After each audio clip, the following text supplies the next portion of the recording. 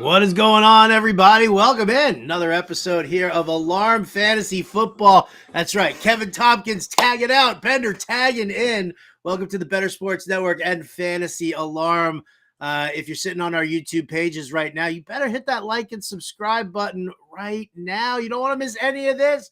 Andrew Cooper, Britt Flinn. Look at you guys. Oh, you guys are smiling. So you must not be thinking about Corey Parson right now. Is that what's going on? That's what it is. That's exactly what it is. We finally escaped the evil morning show. The thing is, Corey, some days, dude, he's got a pep in his step. Today, he was coming at us pretty hard, huh, Brett? He was coming out hot. Well, listen, you know what? It's good stuff there. You know, listen, it gets the blood trying to wake everybody up at 8 o'clock in the morning.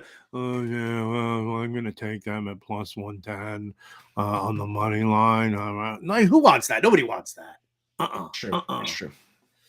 So what's going on? You guys, how was lightning round today? Good time? You guys talking a little quarterbacks here. Anything that I potentially need to know about a QB that I don't know already? Well, I was talking about Anthony Richardson, and my betting article is going live or has gone live. I haven't checked fantasyalarm.com, but there were some interesting tidbits on Anthony Richardson and his touchdown line that I think could be quite tasty. You know what I learned our very own John and Pemba is seemingly all in on Daniel Jones this year. He was filling the chat and making some interesting points. So people are going to have to go check out his QB tiers ranking article that just came up in the draft guide. But man, Pemba, he was out on the mission today to prove that Daniel Jones might not suck. Well, he told everybody last year that they need to overinvest in Jalen Hurts, and that didn't suck either. So yeah. I'm gonna listen to J.I. on that one and make sure. For the record, yes, Britt, your article is up right now. 2023 NFL betting futures, pre-training camp player futures, and best bets, courtesy of Britt Flinn. Get your buns over to fantasyalarm.com right now. Make sure you sign up with us over there. The draft guide is, it's ridiculously good. It is first freaking rate. And then, of course, all the free content that's kind of creeping out there as well. Going to get you guys 100% ready for all your work over at in fantasy football this year. FantasyAlarm.com/draft guide. You can buy it there on its own. Comes with the cheat sheet, or you can get that all-pro subscription, which is much more bang for your buck indeed. You're going to end up with every sport, DFS, season-long betting, everything that we do over at fantasyalarm.com. And if you use that promo code Howard, that'll take 50% off your first 6 months. So, well, let's dive in. There's some good stuff going on here. As always, we like to kick it off with the news. So we throw it to our favorite anchor woman, Britt Flinn.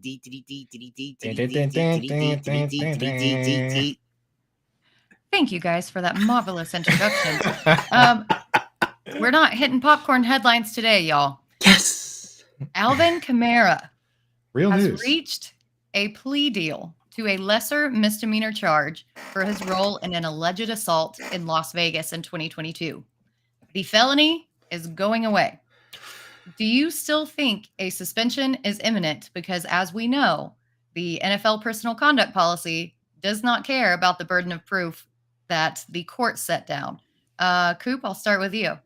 So here's the deal. As Dustin points out, in the past, this type of thing would have got you 1 or 2 games. I mean, there's been a number of minor misdemeanor type issues like this that have come up where that's been the case. But we've also seen in certain years when there's rules that are set in stone that the NFL has to suspend guys for kind of one-off instances, like Tom Brady having to get 4 games. That was a policy that it couldn't have changed, right? And this year they got the gambling guys that are all getting 6 games. I think that because of that, and because they can kind of pick whatever they want for suspensions, I would be very surprised to see this guy only get 1 or 2 games just because of the social media outrage that you're going to see. If it's like, oh, this guy, Alvin Kamara got 1 game, but Jameson Williams is going to get 6 for betting on the Mets. at a hotel during an away game. Like, this is ridiculous. So, I mean, yeah, I guess you got to decide. Sometimes they like going full Vince McMahon and they want that kind of reaction. But I personally feel like if I had to set the over-under, I'd set it at 4 games. Now, Howard, if I'm setting the over-under at 4, are you taking the over or the under? You know what? If you're setting it at 4, I'm going to take the under, but I'm just going to hope for the push. Really, is where it is, because I think 3 or 4 games is likely where we're sitting for this. The plea deal, the fact that it's he's pleading guilty to a misdemeanor now instead of a felony, regardless of what the video shows us, which shows that it should be a felony. But of course, football drives the bus in this country, so that's not, we're not gonna shun the whole notion of the fact that the lawmakers out there probably have their own personalized investments in the New Orleans Saints and the NFL. So I think 3 or 4 games is probably where we're looking at. I mean, they were talking about a 6-game suspension for that. Again, I don't mind the over-the-top suspensions for gambling. I think that is something that's a whole different ball of wax. But we've seen, guys with this kind of a situation here, fights in clubs and fights out on the street and stuff like that. So I think we'll probably see like a 3, maybe 4-game suspension from Kamara, for Kamara. I think we're far out enough here in the preseason for the NFL to not drag ass on that. So, if you're drafting Kamara, you probably have to bake in, the suspension, the potential suspension, but not as heavily as we've had it baked in, thinking that it was going to be 6.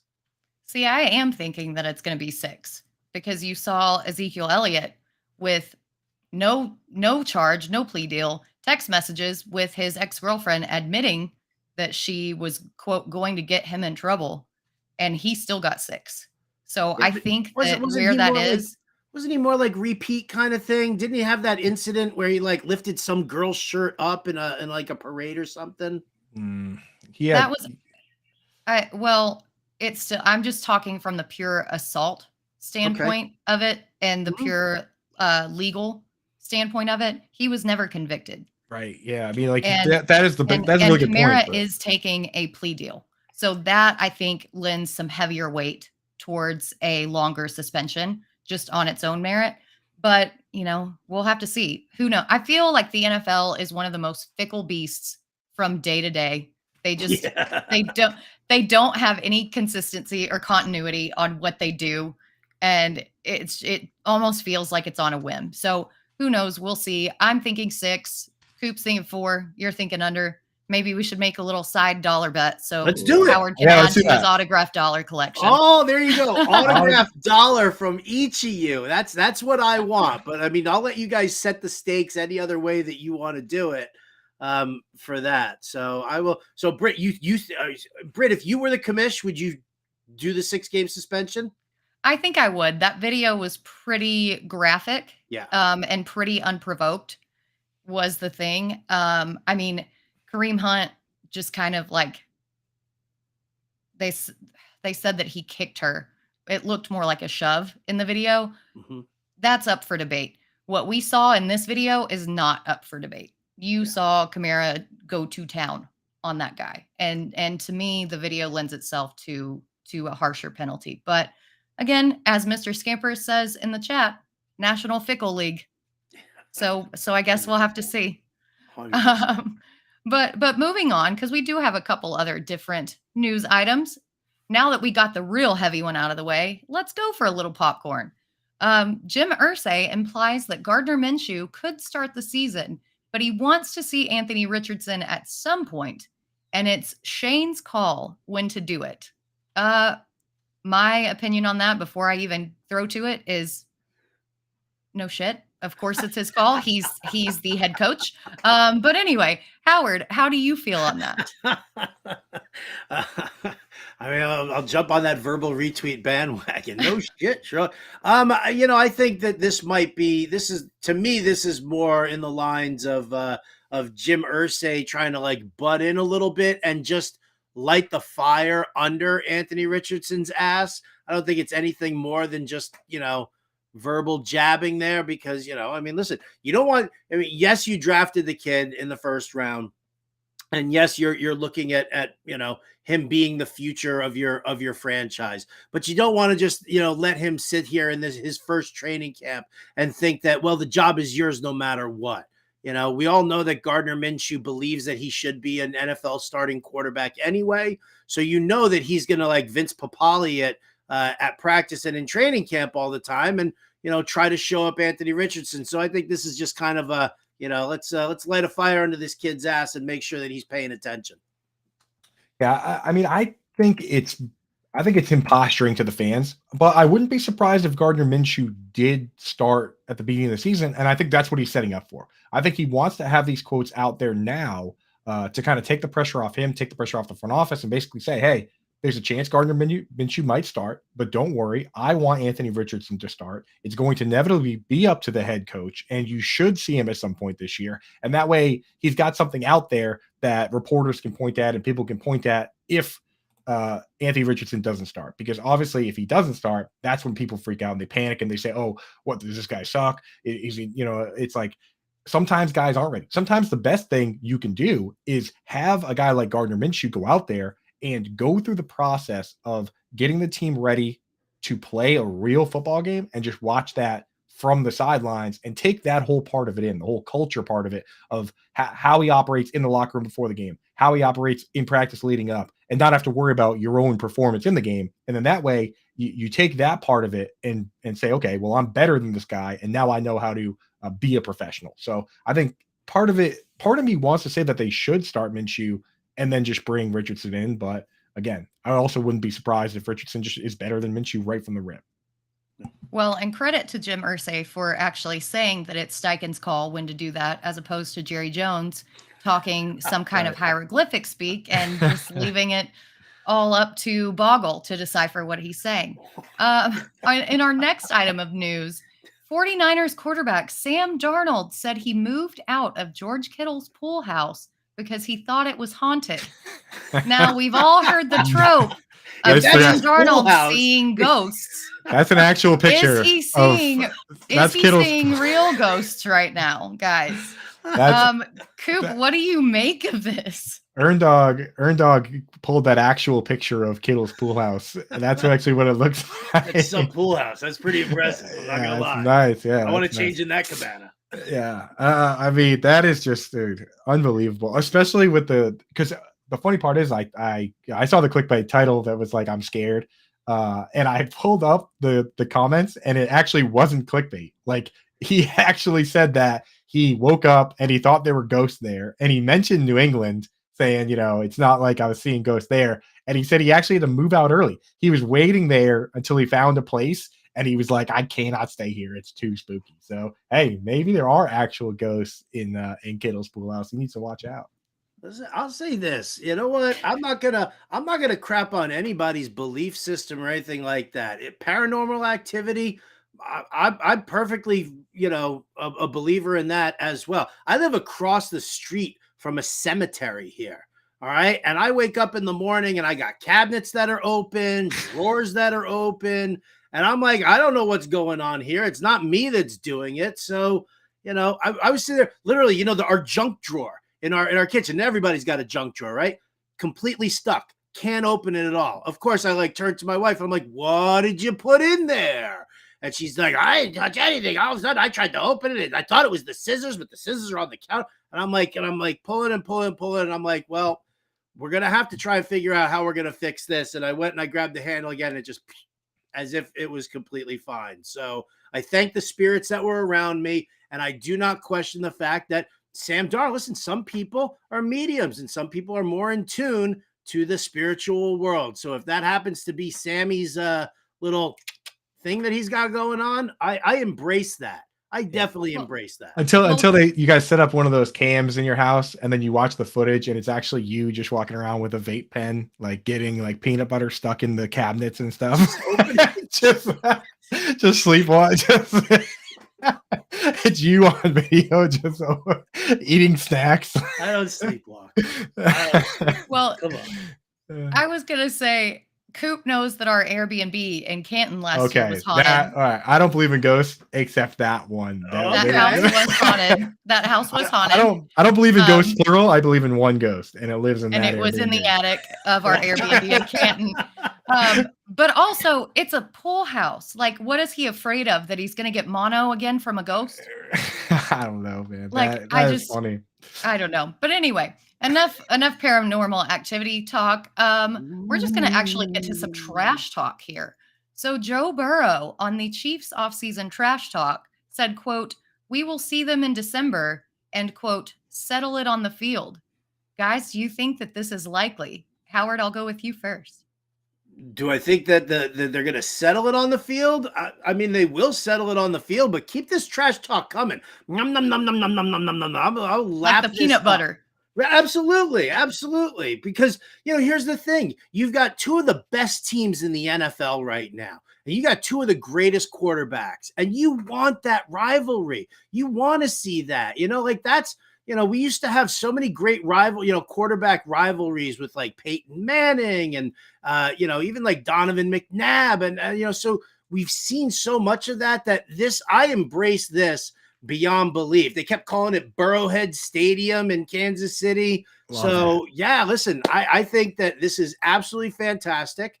I will sit with my popcorn on the sidelines and just kind of watch this develop because these are two great teams also. These are, this isn't like looking at the Tampa Bay Buccaneers this year, trying to trash talk the Philadelphia Eagles. Like that's not what it is.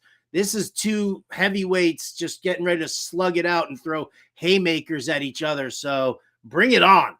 More, please. Yes, I love it. And especially love that because Joe Burrow had to address it now because, there's a window after you win the Super Bowl where I think some of that trash talk is okay. Like you're doing it at the parade and stuff in front of your fans. But now, I mean, it's June, it's July, and the Chiefs are still doing it. They're still out there throwing the shots, man. So I love that Joe Burrow's getting back in there, throwing them back. It's good for football, right? And again, they've taken it now beyond victory lapping into the new league year. So for Burrow to come back and say something, I love that too, right? Just fire away. Let's go.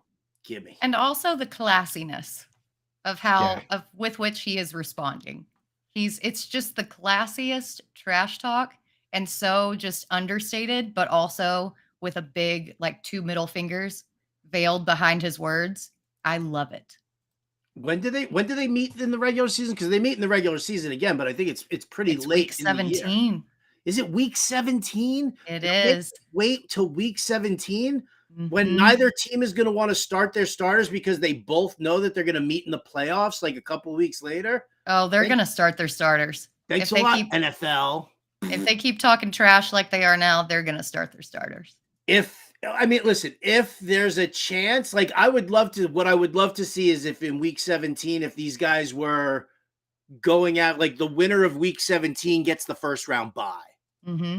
That would be phenomenal. And maybe, did either of you guys get the script for the NFL for this season? I haven't gotten it yet. I'm excited. Yeah. Once the official script comes out, once Arian Foster gets a copy, I think they start sending them out to everybody else. Right? I've got it, but it's in Celtic. I have to translate it. No.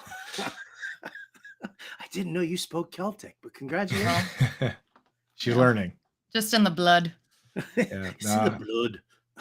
Yeah, I'm excited. I hope that at the end of the year, because I know the schedule makers, they're getting really cute these days, right, Howard, with how they set up the end of it, and it's all division games and these meaningful games. Let's hope that this year there's more meaningful games than there are primetime let's ride Denver Broncos games, because that was a nightmare last year when they were trying to artificially create these matchups before they were even rivalries. So hopefully everybody's still playing for something at that point.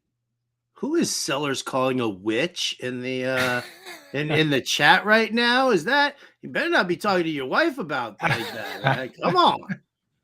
She'll whoop your ass, Sellers. Listen, I've met you both in person. She'll whoop your ass, buddy. I wouldn't want to get into a fight with Britt. Might also be a witch. Yeah, I'm not gonna get upset with that, and I'm not gonna disagree. With the dark arts. No, I'm just. No, not dark. She's more of a I feel like she's more of a Stevie Nicks witch. Yeah, I'm just in tune with stuff. Okay, all just right. in tune with some stuff.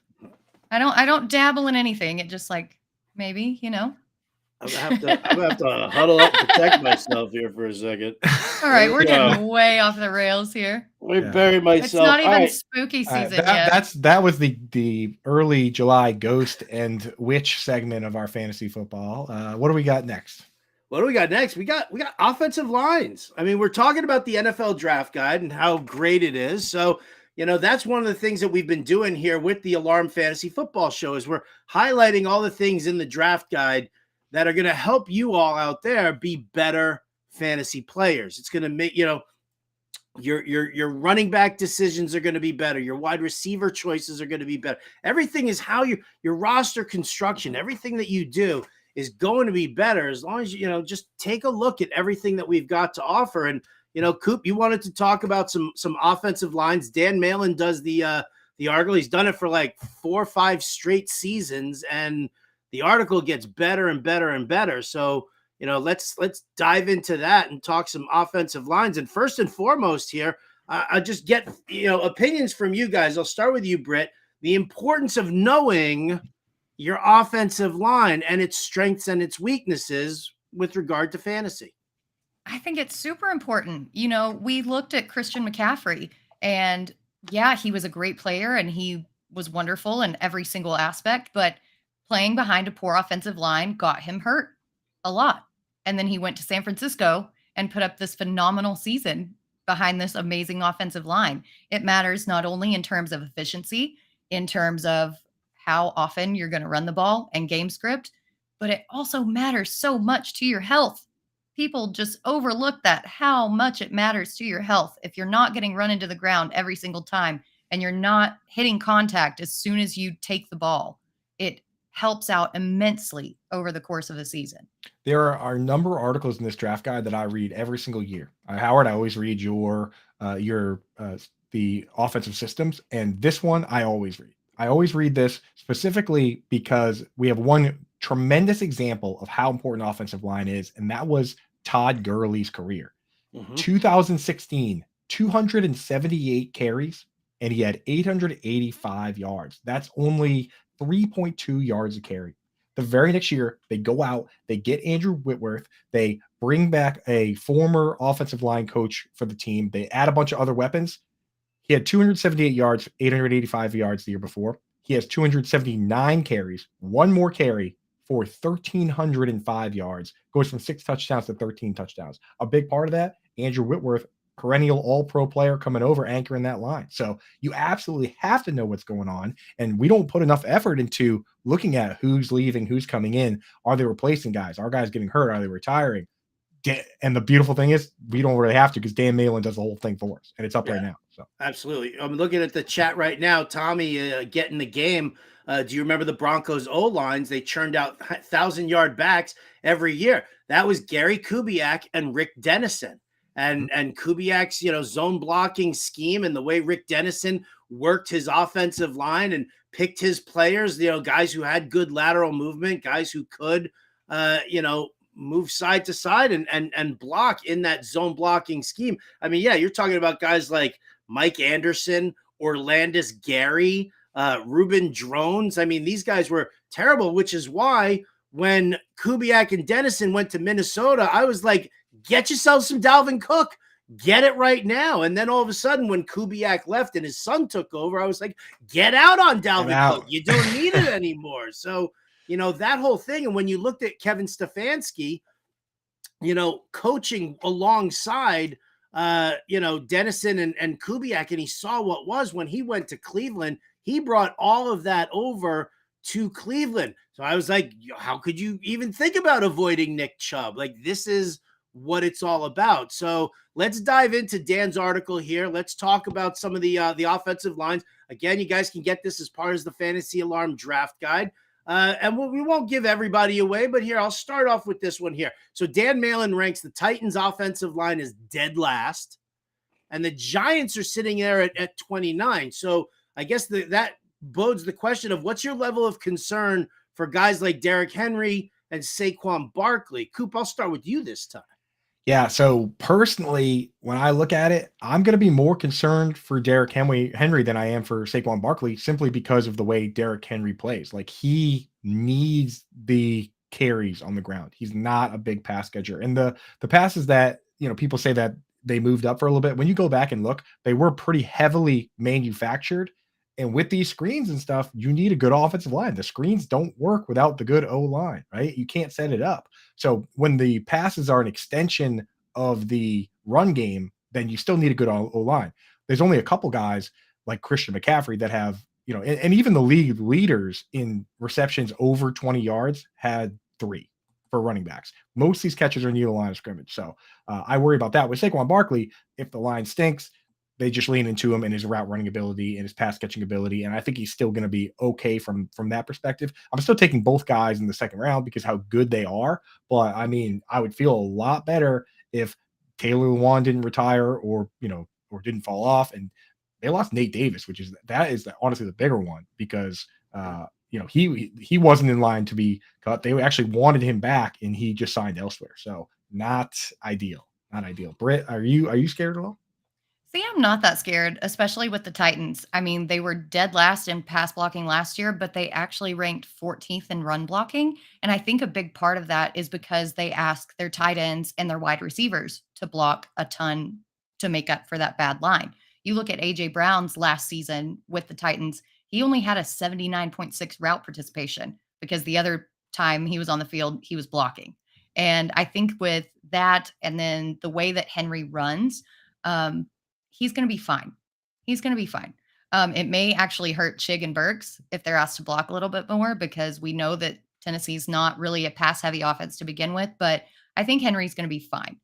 Hopefully they bring back Jeff Swaim because they lost Austin Hooper. He went to the Raiders. Jeff Swaim is still out there as a free agent, but I don't want my boy Chig hanging out in line blocking. So let's get one of these clunky guys in there to handle that. Well, Swaim, that's what I'm saying. You know that I don't want Burks blocking either. What's Mercedes Lewis doing? How old is he? He's wearing the Grinch slippers around his house. Let's get him out there. Let's get him on the squad, right? That would be perfect pairing. Yes. I'm going to shoot him a DM. While you do that, I'm going to talk about the Giants. But the Giants O-line stunk last year. Like, they were so stoked about getting Evan Neal, and he was a non-factor. But it was kind of the same thing. They were much worse against pass blocking than run blocking. Saquon did fine. And I'm more worried about him holding out than with his actual production. And with him, he also catches a bunch of targets. He's not like just a between the tackles guy. Right. So I think he's going to be fine. We don't like these guys behind poor offensive lines, but these guys are anomalies because they are bell cow backs and they are freaks of nature. So if it was, you ask me if Tony Pollard could play behind that line, I'd be a little nervous. And that's for me as a Tony Pollard fan. But with these two guys, with all their strengths and their athleticism, I think that they're going to be fine. Keep pulling it back to the Dallas Cowboys. It's like dealing with a female Jim Bowden all of a sudden here. Ay. I'm just poking you to get me a Cowboys counter. Is that what you want? You want Ernie? So every time Britt mentions the Cowboys, you have to play a "How about them Cowboys?" sounder. Number one. So that counts. She's allowed 5 mentions per show. First, I want that the news segment sounder when we pass over there. That's the first thing we need. The news. We need the news desk sounder. It's solid. It's solid. Well, pretty good. Record that so we can just play that one. All right, let's go from one side of the spectrum to the other side of the spectrum. You got the Detroit Lions. Malin's got them ranked number 3 on this list. So you got David Montgomery, you got Jahmyr Gibbs. I know we're talking about Gibbs as probably being more of a slot receiver than a runner, but you're gonna have to put him in that backfield as well, more in a dual role, I think. So Britt, Monty and Gibbs, are you in on them with this boost of an offensive line? So I'm in on them for sure, but not because of their offensive line. Gibbs only had, I think, 35% red zone touches in college. Jamal Williams had 38 last season. So I can definitely see David Montgomery getting the touchdown equity while Gibbs gets the pass equity. But I'm really concerned about Frank Ragnow's inoperable turf toe. We've seen it's the most severe degree of turf toe that you can have, and it's caused by a repeated tear of his plantar. When you're trying to plant as a center and you can't operate on that and you have a bad toe, this is super difficult. And if you're thinking about running David Montgomery between the tackles when you have a center who's getting pushed off balance, that's going to be really, really hard. So it didn't seem to bother him much last year, but I am concerned if it flares up this year. I don't know if they'll both be RB1s, but I definitely think that they could both have RB2 value. Obviously, I like Gibbs more because we've talked about how much more valuable targets are than carries, but the Lions obviously have plans for Montgomery, or they wouldn't have paid him $18 million. I've been saying it for years that they got to change the name of turf toe, because it makes it sound like it's like a rug burn or something when it's actually like a very serious toe injury. Doesn't it? It sounds like an Indian sunburn. Like you're like, what, turf toe? Get out there. I think they dumbed it down because everybody has trouble pronouncing plantar fasciitis. Yeah, like it should be like a permanent foot pain is what he's actually dealing with. So like, yeah. But I will say this, that I've seen this setup before where a team is very much going to be committed to the run and short pass game, especially because they have Jameis Williams suspended. Amon-Ra St. Brown's close to the line of scrimmage. Marvin Jones a little older. And Sam Laporta also going to be close to the line of scrimmage game. I think this is going to be a very dink and dunk heavy team. And I've seen on multiple occasions teams have two backs that actually both were RB1s for fantasy football. I mean, one example with Drew Brees, one of the dink and dunk champions of the world, had Mark Ingram, who finished as RB8, and Alvin Kamara, who finished as RB3. And Ingram was the David Montgomery on the team and got all the short yardage work and the goal line work. And then Alvin Kamara was just awesome, which Jahmyr Gibbs, if they're trading up for him in the first round, he better be awesome or fans going to be very disappointed. I've also seen it with Nick Chubb, where Nick Chubb, awesome. Kareem Hunt just got enough passes out of the backfield that they were like RB 10 and 11 in PPR. So I think it is entirely possible with this particular team and the fact that they have a quarterback that has zero interest in doing QB sneaks. He has no interest in ever running for his life, or, it's like he's just dying to slide, right? So I'm not worried about him in that situation. I'd much rather buy into one of these two guys than go to some of these other three-headed monster backfields with a mobile QB and pick one of those guys. So I kind of like both these players, not gonna lie, at ADP at least. All right. Well, speaking of multi-headed backfields and mobile QBs, Eagles' offensive line is ranked number 1 overall again. Ravens are ranked number 4. The Bears last year were dead last. Now they're number 13. So does that outweigh any potential downfall from playing with the mobile QBs? How do you feel about that, Coop? Yeah, that's okay. Well, Eagles at 1. I mean, that's what everybody has, all these guys. Ravens at 4 is, well, from what I've seen in the market. Malin, you know what? I'm impressed by Malin's ability to see where he had the Bears last year at dead last and admit that, hey, you know what? This unit improved. I read the whole article, so I know his thought process behind that. But I was just impressed. Like, it's hard to go from one year where you're saying one thing to coming back and say, hey, you know what? Not only was I wrong last year, but this year it's even better. So kudos to him. But I will say, if there were clear-cut 3-down guys on any one of these teams, I might be interested. But just the fact that there's Dobbins and Gus with Lamar, and then there's Donta Foreman, who is a big bruiser, and Khalil Herbert, who's efficient, and then Roschon, a complete rookie with Justin Fields. And then you go over to the Eagles, and it's just a mishmash of guys that, Rashad Penny, who doesn't really catch, but he's fast, and it's just, and Kenneth Gainwell and DeAndre Swift. I'm just honestly staying away from all of them, even if the O-lines are great. And I know they're going to have big plays at some point, but the question is, when does J.K. Dobbins score the 70-yard touchdown? In best ball, which is, everyone says, oh, well, in best ball, it's fine. In real leagues, which it's draft guide time, it's real league time for me. I don't want to be playing that game and dealing with that headache and watching a 240-pound Gus Edwards score a touchdown that should have gone to Lamar or J.K. Dobbins. Like, I don't know, man. I'm just out on him. Britt, even if you pick one of these guys, are you in on any of them from these teams? Well, I think I'm in on Hurts more than anybody because even with that line last year, he was 29th in time to pass with 2.86 seconds. Justin Fields actually had the third most time in the pocket to throw, even with that last ranked offensive line, with an average time in the pocket of 3.45 seconds.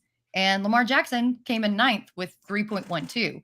I think that the crux of this argument comes when you have to consider how many design runs are these players going to get. And you saw the Bears go out and get DJ Moore, which lends you to think that they're going to pass more and take off a little bit of that rushing upside that Fields has. Same thing with Lamar. They're bringing in Todd Monken. They say that they're going to pass more. I think it caps his rushing upside and his ceiling. Jalen Hurts, we know what we have with Jalen Hurts. We know what we have with that backfield. They also brought in two of the most injured running backs to head that backfield. I think Hurts' rushing upside stays the same. So it's a little counterintuitive to say, oh yeah, the line improved, but the quarterbacks aren't going to rush as well. But when you look at it in terms of more time to pass and more passing volume, it kind of makes sense. Okay. All right. Listen, I think you both make fantastic points, both on the quarterbacks and the running backs, in that scheme. And I think we're all kind of in lockstep, really, with, who we're happy with and who we're not. So let's go through the rest of Dan's article here real quick with a little game called Too High or Too Low. Not that there's anything wrong with being too high. I'm perfectly fine with that. You can pick one. He's either too high on this offensive line or he's too low on this offensive line. Britt, I'll go to you first. Who do you think he's either too high or too low on? So the Steelers seem too low. They're ranked 19th in this article. And even last year, as bad as they were 16th in run blocking and 14th in pass blocking. This year, they went out, they traded up, they got Broderick Jones from Georgia, who is phenomenal at run blocking, and then they got Isaac Seumalo in free agency. So how did you get these two improvement pieces on your line and you fall 3 to 5 ranks? It just doesn't really make too much sense to me. And I think that the Steelers are really going to be a dark horse this year and are going to way overperform on their current ranking. Coop, you want to rebut that and then pick one, or you want to verbal retweet it? And I'm going to verbal retweet that, especially because I think the scheme over there is easy. It's not easy, but no, it's a John Mpemba scheme. Right. It is 100% vanilla. Right. It's coachable. And Broderick Jones, I mean, this guy, I love that the Patriots traded that pick to the Steelers so the Jets couldn't get him, because the other day, Howard. Yeah, that was great. It was so savage. The other day, Howard, when you were talking about the exact kind of guy that you want, like a Trent Williams type guy that can go, yeah, here it comes, dude. What? Yeah. What? I'm not doing nothing. I'm not doing nothing here, Coop. What are you talking about? But so when you talk the other day, you were talking about like the Trent Williams type guys that as a tackle even can pull and get out in front. That's what they say this guy Broderick Jones can do, that creates crazy upside. The floor for him as an unpolished player is a little bit low, but that's what they say this guy is. So would have been great for your scheme. Just saying. One offensive line that I was looking at here, when I go through the players, I think that maybe there's some bias about the overall team versus the offensive line, which is the Houston Texans, because I think virtually everybody would agree that Laramie Tunsil's a good player, right? And I think Shaq Mason's all right. And Kenyon Green and Juice Scruggs are recent early picks that could pop this year. And obviously with a name like Juice Scruggs, we got to root for this guy. But I think that there's maybe a little bit of bias that with a new coach and a new QB and Vegas saying they're going to lose a lot of games, that maybe we're taking it out on the wrong players with some of these rankings, where I think the line, the actual unit, might not be that bad. Scott Quisenberry was terrible last year, as Malin pointed out in the article, but he's not even going to start for this team now. So I think that team might be all right. And they bring in Dalton Schultz, who rock solid run blocker. He can get in there and knock him around. So I think the Texans at 20 might be penalizing the line for something that is maybe out of their range. But I mean, last year they were bad. I will say that. Yeah, and you mentioned Kenyon Green. This kind of goes back to what we were talking about on A Better Morning Show. But Kenyon Green was named a finalist for the Lombardi Award, which is just the best like overall player. An offensive lineman was named a finalist for the Lombardi Award. That was ultimately awarded to Aiden Hutchinson. So Kenyon Green is in that same tier of guys. I think people are sleeping on him big time. All right, fantastic stuff. Listen, this is I want to talk more about. I want to dive in even deeper, but obviously we can't just give it away for free. You guys got to get that copy of that Fantasy Alarm NFL Draft Guide, 100%. FantasyAlarm.com/draft guide. Get it. Get it or lose. I can say that. I can put the fear of losing in you that if you don't subscribe, if you don't get everything that we put here in not just the draft guide, but what we throw down throughout the entire season, you're doing yourself and probably your wallet a bit of a disservice there. So, and there's no reason to wait because it's living draft guide. Like it's not like a magazine where you buy it and then you have to buy another version later to get the updated version. We update everything. I update my rankings all the time. We just put out new Scott Fishbowl rankings. We have new articles dropping every day, and you get the old ones. It's the internet age, man. It's 2023. The draft guide is alive. It's 2023. Oh, geez. So I honestly, for a second there, right when I said it, I looked at Britt's face and I was like, did I say the year wrong? Dude, all last year, I was telling people I was 34, but I just turned 34 recently. And my wife was like, we got all the way to like April and I said it. And she was like, no, you're not. I was like, what are you talking about? So like, I feel like I'm playing with house money. I get a second year of being 34 now. It doesn't work like that. All right, before we start continuing, because what we're going to do now, after this quick brief message, is we're going to start diving into some questions that we found, that Coop found in the Fantasy Football subreddit. So you know what? You guys are all out there for Reddit. You're getting your questions answered right here on Alarm Fantasy Football. But before we get to that, let me remind you guys that it's time to play the Real-Time Sports Fantasy Football Best Ball Championship. Yeah, you want in on this. Compete for a grand prize of $25,000 with only a $20 entry fee.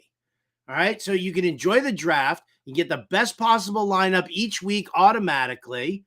All right, the drafts are live. They're going on right now, so you can choose one that fits your schedule. So super, super easy. And best of all, like, it's the $20, but you'll 3x your money with a win of your division, and then that team obviously goes in towards the overall championship for a chance at that $25,000 prize. So absolutely huge. Love the platform. Love the RT Sports guys. And I'll tell you what, you guys can get our exclusive offer right now. 100% match deposit up to $200 for first-time users. So go over to rtsports.com/alarm. Use that promo code alarm23. Again, it's rtsports.com/alarm, promo code alarm23. And as always, please play responsibly. And if you know somebody who needs help or you yourself are a little concerned with your play, dial 1-800-GAMBLER and do the right thing for you and everybody around you. But yeah, most importantly, rtsports.com/alarm. Alarm23 is the promo code. Match deposit. I mean, for a $20 entry into their best ball championships, so good. And I'm actually going to be running a bunch of those live on the Fantasy Alarm show on SiriusXM once we start moving in a little closer and Jim Bowden gets out from the MLB All-Star game. We love doing our Best Ball Fridays. So get in there right now. Match deposit, have the funds, come draft with me and Jim and Coop and Britt and the whole family throughout now to the start of the regular season. All right, Coop, you are Mr. Reddit, so let's get it on. What do you got for us? Let's go. So yeah, I went in there and I'm always in there all the time, but honestly, at times people ask interesting questions, ones that end up becoming very popular on the page. And I figured, why not we weigh in as professional fantasy football talker abouters and let these guys know what we think. And maybe we can post it over there after the fact and see what these people say. So there were some interesting ones, and they, some are kind of silly, some are kind of profound, but I'm going to throw a couple at you guys, see what you guys think. So this one, it comes from a guy named Kid Vicious. He asks, is it just me, or is the trade block in fantasy football sort of useless? So do you guys ever use the trade block? No. So I'll go ahead and jump in here because I think that the trade block is so funny to me. It's like, you guys, have you ever seen like a couch on the side of the road with like a free sign on it, or like a billboard, like free to a good home? That's what the trade block feels like to me. Like, it's true. Like, it's if you are seriously promoting, like, I actively don't want this person, what makes you think that anybody else would want it or want that player too? What makes you think that anybody wants your old, disgusting, cigarette smoke smelling couch? Nobody wants it. That is such a good analogy. It's such a great analogy because my wife is a total garbage picker. Like, there's like a table sitting in front of somebody's house that's just a bunch of crap on it, and it says free, and she starts looking at me like, what are you looking at? Stop it. So she's picking players off the trade block. She's walking around and seeing like Paris Campbell on there, and she's like, well, what's it going for? You put a giant on the trade block. I'm telling you, Britt, you're in the dirty laundry league, right? You and Sellers. There you go. You start loading up your trade block with giants, and Deb's gonna come sniffing around your door. That's good to know. That's locked in here mentally. Yeah. I honestly selling her out. I'll throw in a couch. Now that you point that out, my buddies really only use the trade block for like jokes, for like memes. Like the moment Bijan gets drafted, somebody puts Tyler Algier on there. Like that really is all it is for. So I think it is kind of useless. So anyway, we got some more here. User Zong King asks, who's an obscure NFL player that you'll always remember for helping you win your fantasy league? Howard, anybody that pops out to you that has a soft place in your heart for helping you win one of your leagues? Right. Speaking of the New York Football Giants, like it was last year. Isaiah Hodgins. All right. 4 touchdowns in the last 5 games of the fantasy season and playoffs. I mean, it was unbelievable. Like it was like 4 receptions, 5 receptions. I think he had one good game that was like multiple receptions there, but he just kept finding his way into the end zone. And I was sitting there. I had lost Lamar Jackson. I had lost Ryan Tannehill. So I was Minshewing it to try and piece things together. I lost, Rashad Bateman early in the season. So I had been getting bit by the injury bug, but I had such a strong beginning of the season that I wasn't worried about making the playoffs. I got in there, and you could ask the better boss about Isaiah Hodgins, because he was victimized himself in the championship game when Isaiah Hodgins had like 50 some odd yards and another touchdown. He was like I haven't seen a no-name MVP come up like that for me in a very, very long time. So Hodgins is my guy. That's a great one. Chad obviously loves Hodgins. I'm not going to get into it today. Britt, what do you got? Oh, no. Oh, my goodness. So aggressive. Yeah. So I'm going to go with 2015 Latavius Murray. So Darren McFadden was the running back for the Raiders, obviously, Arkansas person. Hated that he went there. But then he left at the end of the 2014 season. And I was like, you know what? I saw enough from Latavius Murray that I like what I saw. My dad totally crapped on me for this pick. Like, this was very early on in my fantasy career. And I was like, Dad, look at my team. He's like, Murray, he sucks. Well, you know what, Dad? He finished as RB10 in PPR leagues because he had over 1,000 rushing yards and another like almost 300 receiving yards. So you know what, Dad? Suck it.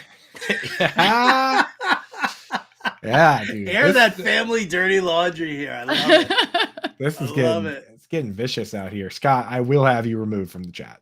What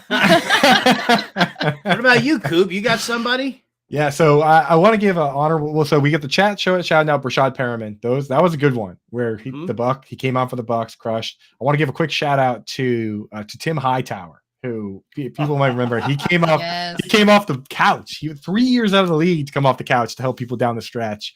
But for me, I have one I'll always remember because I actually, after I won the league, I bought his jersey because it was so funny because there was such a big argument about this player. And everyone remembers the player. It's Marquise Colston, the last NFL player to come out of Hofstra. But what people might not remember if they weren't playing fantasy football at the time is his rookie year. Yahoo. I know exactly where you're going here. Yahoo. Dude, he did like one workout with a team where they were like, maybe we'll have him play tight end. And Yahoo like must have seen that and they categorized him as a tight end. Dude, he played 0 snaps at tight end, but they didn't switch it all year. So I'm starting him in my tight end slot. All my buddies are getting so pissed because he's not a tight end. In full PPR, he actually finished as a tight end 1 ahead of Tony Gonzalez. So I won the league with Marquise Colston in my tight end slot, and now I wear a Marquise Colston jersey to the draft like every year, just to remind the boys. So he'll always have a soft spot for. Yeah, thank you Yahoo for not fixing that. That was awesome. Death, taxes, and Yahoo miscategorizing tight ends. And it's Saints tight ends too. Like Taysom Hill is the new right. The cheat code. The irony of Coop exploiting the tight end loophole so early on before he was even the tight end whisperer. Karma's it was real. like it was written in the stars. Karma's real though, because I hate Taysom Hill, and now he won't go away. I'm now being punished. The ghosts of George Kittle's pool house are now haunting. Is Taysom Taysom Hill haunting my teams, dude. That is the Marquise Colston, Taysom Hill pool house ghost, bro. So yeah. Chat, if you think of any others, throw them out there. Devontae Booker spot start, and that's another. Like there are so many where it's like I started Ryan Fitzpatrick in one league and he threw like 5 touchdown passes. There's so many of those throughout the years we could go through. But anyway, let's hit a couple more questions. We have a little bit of time here. Here's a real fantasy football question that I think is pretty interesting.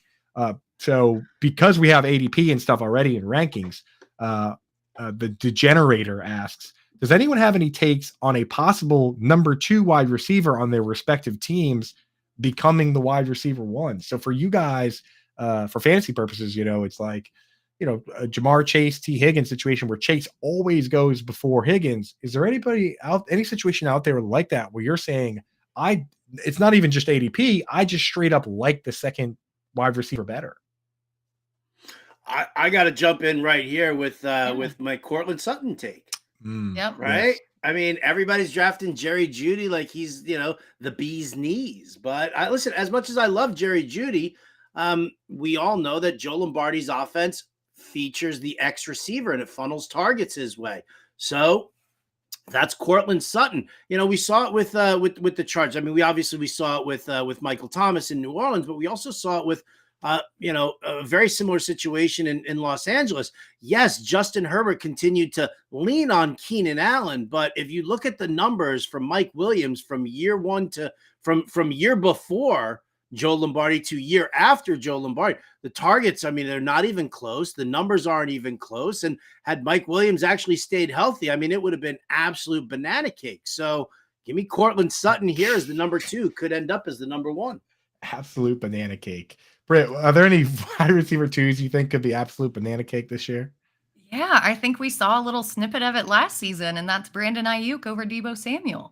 Yes, Gary had in the chat. He's got the same Yeah, one. see, we wavelength. That's why we're buds.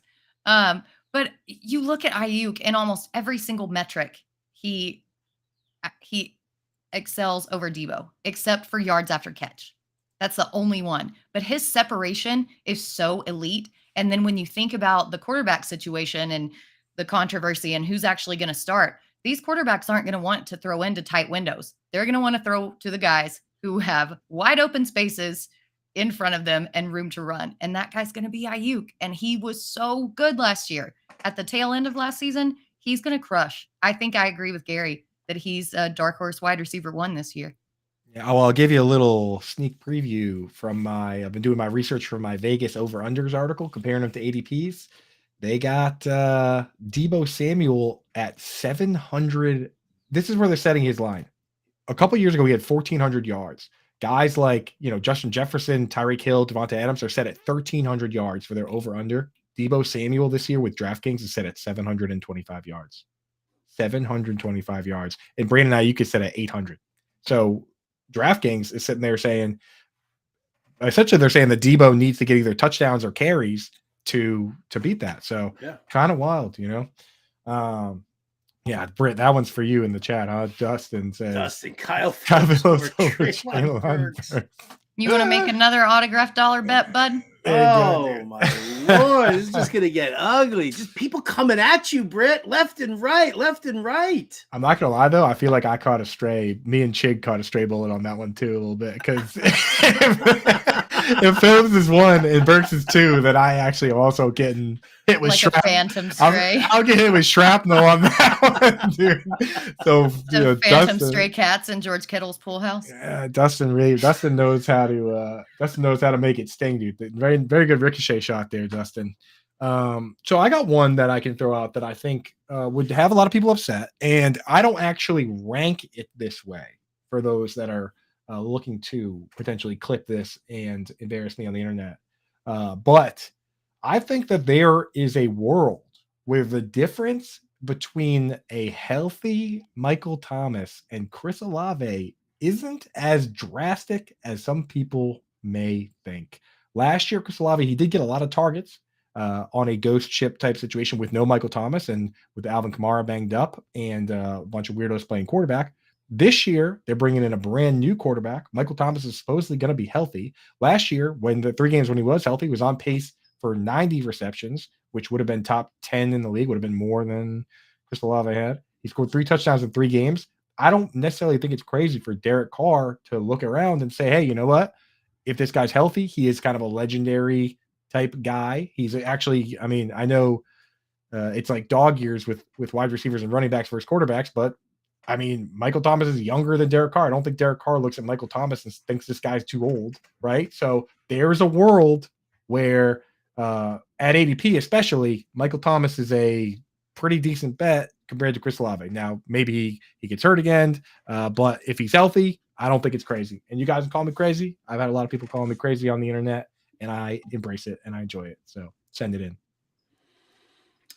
I mean, listen, I get what you're saying. I mean, I get the opinion, no doubt about it. I'm not going to, speak out and say that you're absolutely crazy or that it's a healthy Michael Thomas is as possible as a Bigfoot sighting, like our good friend Scott Frankel says. But Sam Squatch. there's a lot of things that need to break right in that direction. Number one is Michael Thomas's mental state. I want to know about Michael Thomas's mental state and whether or not he's is he in it to play football this year? Because, if anything goes south with him and Derek Carr, Michael Thomas is that guy who's like, I'm going to take my ball and go home. That's it. Yeah, it's possible. I mean, because it is 10 million with 15 million in incentives. There is a world where he says 10 million, that's fine. So see you later, right? Gary, to answer your question, who is the ghost ship this year? It's the Arizona Cardinals are this year's ghost ship. They are cutting people loose. They got guys with injuries, but somebody's got to get the ball. So maybe Marquise Brown, Rondell Moore, Greg Dortch, I saw mentioned, could get peppered. There you go. Gary's just, he's just kind of firing at pretty much every wide receiver too here. Pickens over Deontay. That ain't happening. No. Deontay, 140 targets every single year for Deontay. That's going to do it for us here. As always, we thank you all for tuning in, for liking and subscribing. Always make sure that you are sticking with us here at the Better Sports Network. Coming up next, you got the Fantasy Football Game Show from Front Yard Fantasy. So for Andrew Cooper, Britt Flinn, I'm Howard Bender. This has been the Alarm Fantasy Football Show. We'll catch you next time.